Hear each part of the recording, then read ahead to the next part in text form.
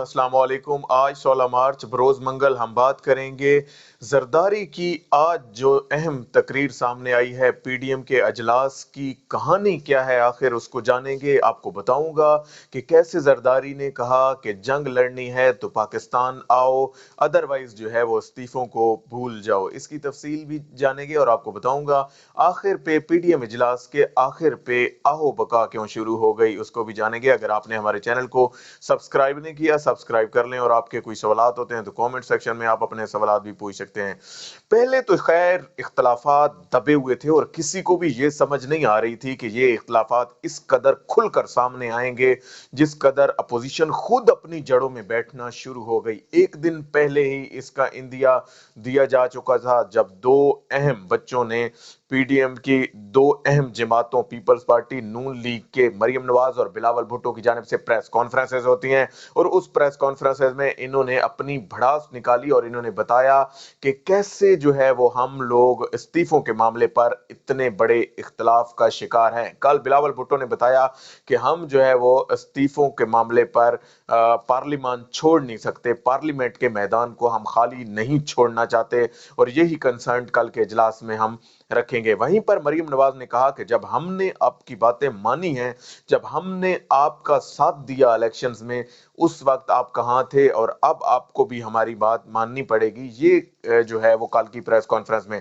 कल ही जाहिर हो गया था कि आज के पीडीएम इजलास इंतहाई मुश्किल इजलास होगा और इसमें जो है वो फजलुर रहमान का किरदार सिवाय मिन्नतों तरलों से और आगे ना बढ़ सका, क्योंकि फजलुर रहमान चाह रहा था किसी न किसी तरह इस इत्तेहाद को बचाया जा सके, इस जो तहरीक है उसको जो है वो जारी रखा जा सके, ताकि और नहीं सही तो ये सियासत में इन रहने के लिए भी बहुत जरूरी था, क्योंकि ना तो उसके पास कोई पार्लियामेंट की सीट है और ना ही उसको सेनेटर उसने मुंतखब होना था, वो भी वो ना हो सका। तो सूरत हाल यहाँ तक जो है वो खराब रही और आज जब ये इजलास शुरू हुआ तो आसिफ अली जरदारी ने पहले ही मैदान संभाल लिया। उन्होंने वीडियो लिंक के जरिए सबसे पहले पीडीएम के सामने अपने कंसर्न रखे और उन्होंने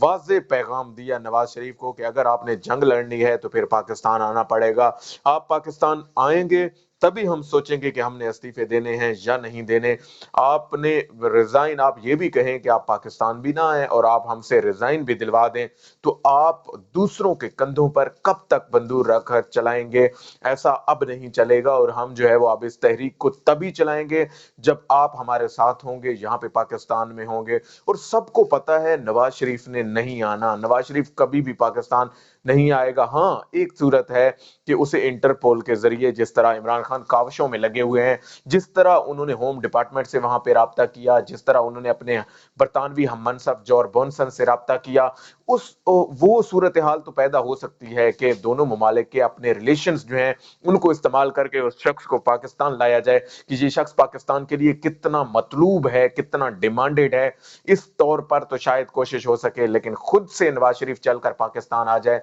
ये तो वही वाली बात हो गई कि वो जो है वो आप खुद जो है वो शिकारी के हाथ में आ जाएगा। इस तरह उसे पता है कि मैं यहाँ पे बच नहीं सकूंगा और इस बार मुझे एनआरओ मिलने का भी कोई चांस नहीं है। वहीं पर आसिफ अली जरदारी ने आखिर ये शर्त क्यों रखी?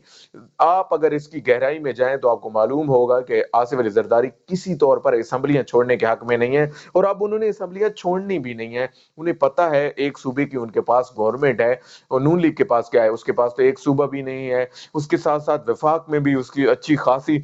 तादाद मौजूद है। तो इसके होते हुए वो कभी भी पार्लियामेंट की सीट और सियासत से आउट होना, और जिस तरह वो खेलता है, जिस तरह उसने परफॉर्म किया है, जिस तरह उसने पीडीएम की सारी तहरीक में वो इस्तेमाल किया है, सब जानते हैं कि आसिफ अली जरदारी ने जहां तक हो सका उसने इस तहरीक से जो है वो बेनिफिट उठाया, इसने फायदा उठाया। उसके बाद जब उसे लगा कि अब जो है वो इसमें ना दम है ना खम है, अब वो रिजाइन करेगा तो उल्टा उसकी जो है वो उसे इलेक्शन लड़ने का क्या फायदा, उसे जिमनी इलेक्शन में जाने का क्या फायदा, उसे सेनेट इलेक्शन में जाने का क्या फायदा अगर वो अब रिजाइन कर दे। और यही बात आज उसने की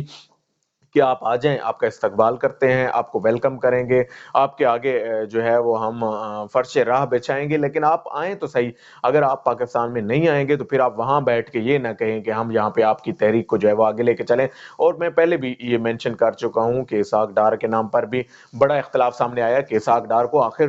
آنا چاہیے واپس۔ اسحاق ڈار جو کہ سینیٹر رہا ہے، وہ سینٹ کا ووٹ بھی اس نے کاسٹ نہیں کیا اس بار، اور یہ بھی پیپلز پارٹی نے مدعا اٹھایا، اور انہوں نے بتایا کہ اگر جو ہے وہ آ جاتا تو ایک ووٹ تو ہمارا وہاں سے پڑ جانا تھا، اور سینٹ کے ووٹ کی ایک ایک کی بڑی اہمیت تھی، وہ بھی نہ آیا، اور وہاں سے بیٹھ کر آپ انسٹرکشنز دیے جا رہے ہیں کہ آپ ایسے کر لیں، آپ ایسے کر لیں، آپ ایسے کر لیں، تو ایسے تو نہیں چلے گا۔ مریم نواز نے جب مائک سنبھالا زرداری کی طرف، زرداری کا رویہ جو تھا آج کے اجلاس میں انتہائی تلخ تھا، اس کا جو بیہیویئر تھا وہ انتہائی جو ہے وہ شدید تھا۔ وہ اس حوالے سے چاہ رہا تھا کہ کسی نہ کسی طرح اب کھل کر جو ہے وہ پی ڈی ایم کو پیغام دیا جائے، نون لیگ کو پیغام دیا جائے کہ ہم اب ایسے نہیں چلے گا، آپ لوگ جو ہے وہ ساری گیم سے آؤٹ بھی رہیں اور آپ اپنے نتائج بھی حاصل کرنا چاہ رہے ہیں، تو ایسا جو ہے وہ اب نہیں ہوگا۔ ساتھ ہی ساتھ جب مریم نواز نے مائک سنبھالا، انہوں نے جو ہے وہ پی ڈی ایم کے اجلاس سے خطاب کیا، تو مریم نواز نے جو ہے وہ اپنے اس کا جواب جو دینا تھا، وہ سب سے پہلے تو انہوں نے یہ کہا کہ میرے والد صاحب کو جو ہے وہ دل کی بیماری ہے، تو وہ اگر پاکستان میں آ گئے، انہیں دل کا دورہ پڑ گیا تو پھر کیا ہوگا۔ تو بڑا ہی دلچسپ صورتحال وہاں پہ پیدا ہو گئی، سب لوگ اس بات پہ ہنسے بھی صحیح کہ آخر کیا وجہ ہے کہ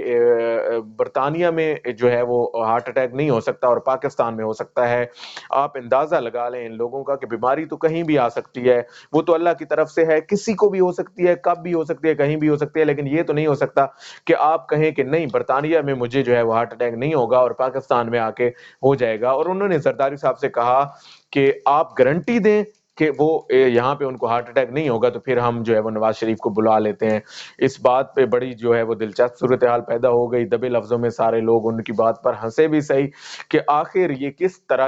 کس طرح کا مذاق ہے اس قوم کے ساتھ کہ عوام کے ایجنڈے کو ایک سائڈ پہ رکھ لیا گیا، قوم کو کچھ بھی نہ دیا گیا جو لوگوں کو ضرورت تھی۔ عوام تو ان کے ایجنڈے میں بھی شامل نہیں تھی، اور ان کا ایجنڈا صرف ایک ہی تھا، کسی نہ کسی طرح جو ہے وہ اپنے کرپشن کے کیسز سے جان چھڑائی جائے، کسی نہ کسی طرح اس احتساب کے عمل سے جان چھڑائی جائے، اس اکاؤنٹیبلٹی کے پروسیس سے ہمیشہ کے لیے جان چھڑائی جائے، ان اداروں کو پریشرائز کیا جائے، اتنا دباؤ میں لایا جائے کہ یہ ادارے کام بھی نہ کر سکیں۔ لیکن وقت نے جو ہے وہ اپنا پینترا بدل لیا ہے۔ اب دوبارہ سے جب الیکٹ ہوئے ہیں، انہوں نے ووٹ آف کانفیڈنس جب سے لیا ہے عمران خان صاحب نے،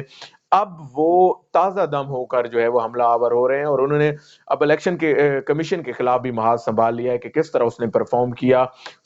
آج جب سپریم کورٹ آف پاکستان سے ورڈکٹ آئی ہیں، کچھ ایسے ریمارکس سامنے آئے جس میں بتایا گیا کہ الیکشن کمیشن آف پاکستان نے اس طرح پرفارم نہیں کیا جس طرح اسے کرنا چاہیے تھا، وہ چیزوں کو استعمال کر سکتا تھا، وہ ٹیکنالوجی کا یوز کر سکتا تھا، وہ ریٹرننگ آفیسرز کے تھرو اور باقی معاملات کس طرح اس نے اپنی آنکھیں جو ہے وہ حقیقت سے آنکھیں چرائے رکھیں۔ جب سینیٹرز بک رہے تھے، جب اس سینیٹ کے پروسیس کو خریدا جا رہا تھا، تب الیکشن کمیشن آف پاکستان کہاں پہ تھا؟ تب الیکشن کمیشن آف پاکستان کدھر تھا جب جو یہ سارا پروسیس جو ہے وہ کیا جا رہا تھا؟ اس میں آپ کو ایک چیز یہاں پہ بتا دوں کہ مریم نواز کی جانب سے جب یہ سپیچ ہوئی، اس کے بعد انہوں نے جو ہے وہ آصف علی زرداری کو اپنا والد کہہ کے مخاطب کیا، پھر تھوڑا سا تناؤ اس اجلاس میں کم ہوا، اور اس کے بعد